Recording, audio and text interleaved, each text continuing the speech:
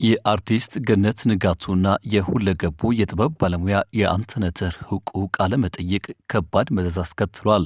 ይህን ተከትሎ የኢትዮጵያ ወንጌል አማኞች ቤተክርስቲያናት ካውንስል ላወጣው ማስጠንቀቂያና እንደዚሁም ክስ ዛሬ ምሽቱን ባልተገመተ መልኩ አንተነህ ተርቁ ይቅርታ ጠይቋል።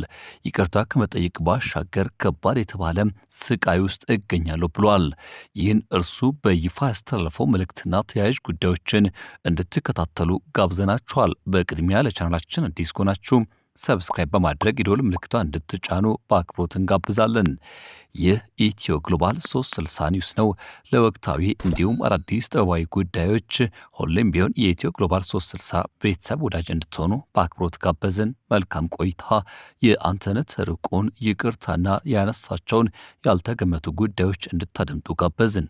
ሰላም በመላ ዓለም የምትገኙ ውድ ኢትዮጵያውያን እንዴት ናችሁ?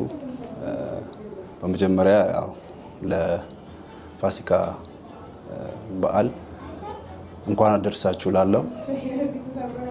በመቀጠል በሰሞን ከገነት ንጋቱ ጋር የሰራነው አንድ ቪዲዮ ነበረ። እዛ ቪዲዮ ላይ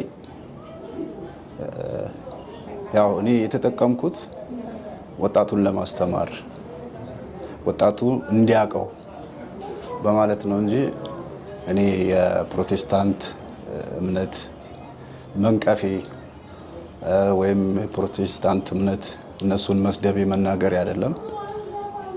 ለምቢባል ያው በባህሪ በአብዛኛው ሰው ያቀኛል። የሰውን ሃይማኖት ተወዳለሁ፣ የሰውን ሃይማኖት አከብራለሁ። ብዙ ማስተምራቸውም በርካታ ወጣቶች አሉ ከተለያየ ቤተ እምነት እና እንደዚህ አይነት ነገር አይደለምና በሰዓቱ ስለ ህመሜ ለማውራት ነበር ከሷ ጋር የተገናኘ ነው። እና በህመም ሰዓት ምናምን ሲል ያው የሚደውሉልኝ ሰዎች ነበሩና ይሄን ፓስተር የተባለው ደግሞ ፕሮፌት የሚል ነው የፌስቡክ አካውንት እና በዛ እንትን ይል ነበር። ወደ ሌላ ነገር ሲገባ ቶሎ ብሎ ራሱ ሁሉንም ነገሮችን ፎርማት አድርጎ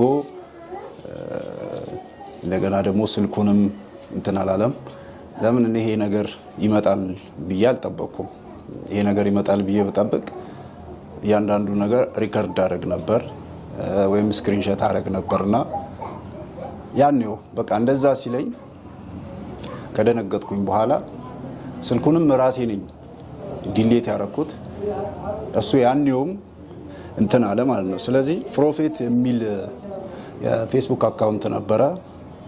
በዛ ላይ ነበር ስልክህን ላክልኝ ብሎ የነበረው እና ከዛ በኋላ ይሄንን ነገር ነው ያወራሁት። ለምን ቪዲዮን ጨርሳችሁ ካያችሁት በእንደዛ አይነት ነገር ላይ ብዙ ወጣቶች እየተለከፉ ነው። ብዙ ወጣቶች የእንደዚህ አይነት ነገር ሰለባ እየሆኑ ነው።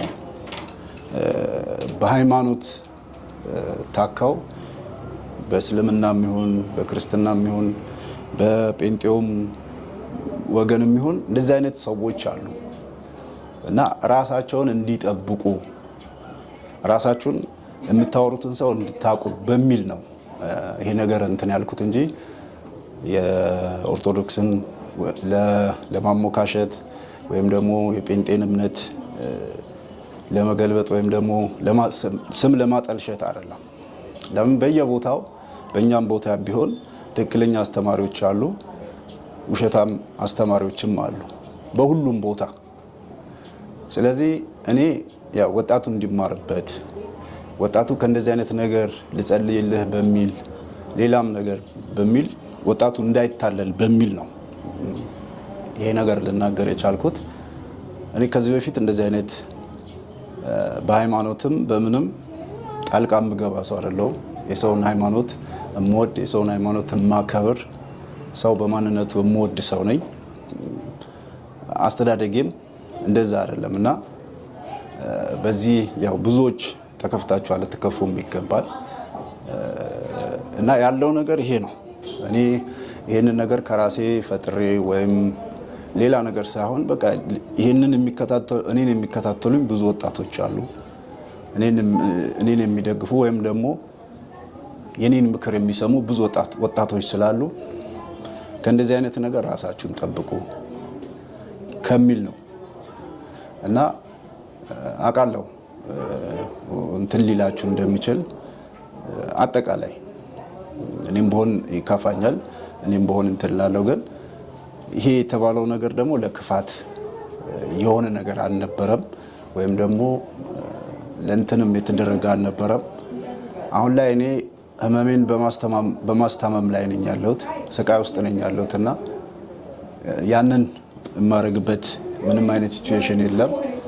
ለምን በጴንጤውም የምወዳቸው በጣም የማከብራቸው ፓስተሮች አሉ። ይሄ ሁሌም የምናገረው ማለት ነው።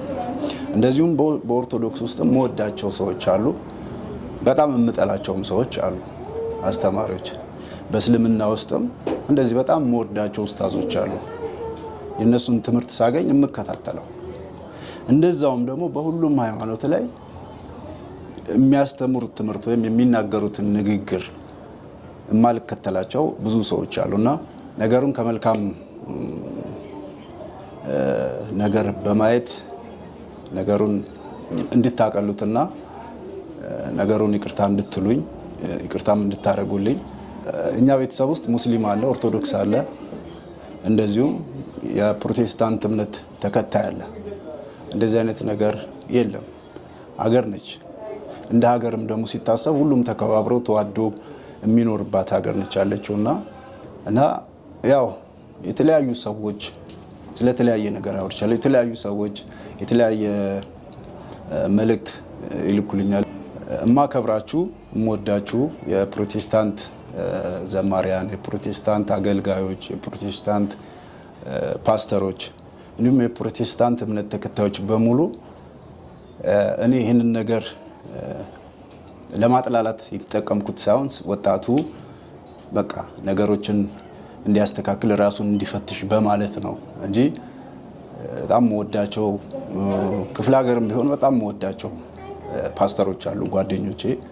ከነሱ ጋር ሰላማዊ ነኝ። እንደዚህ አይነት ችግር የለብኝም። እኔ ከዚህ በፊት ያለሁት ህመሜ ላይ ነኝ። የአንገት፣ የወገብ፣ የእግር እንዲሁም የልብ ህመም ላይ ነኝ ያለሁት። ራሴን በማስታመም ላይ ነኝ ያለሁት። ስለ ህመም በማውራት ሰዓት ነው የቸገረ ነገር ወይም ደግሞ ያስቸገረ ነገር በሚል ይሄ ነገር ሊነሳ የቻለውና የፕሮቴስታንት እምነትን ለመንቀፍ ለማንቋሸሽ የተጠቀምኩ የመሰላችሁ ብዙ ሰዎች አሉ። እኔ ማንኝና ነው የሰውን ሃይማኖት ላንቋሸሽና ላጥላላ የምችለው? ስለዚህ ከላይ ሁላችሁም ብትሆኑ በእኔ ንግግር በእኔ ኢንተርቪው በጣም የተከፋችሁ በጣም ያዘናችሁ ሰዎች በምታመልኩት በፈጣሪ ስም እጠይቃችኋለሁ፣ ይቅርታ እንድታደርጉልኝ እማጸናለሁ።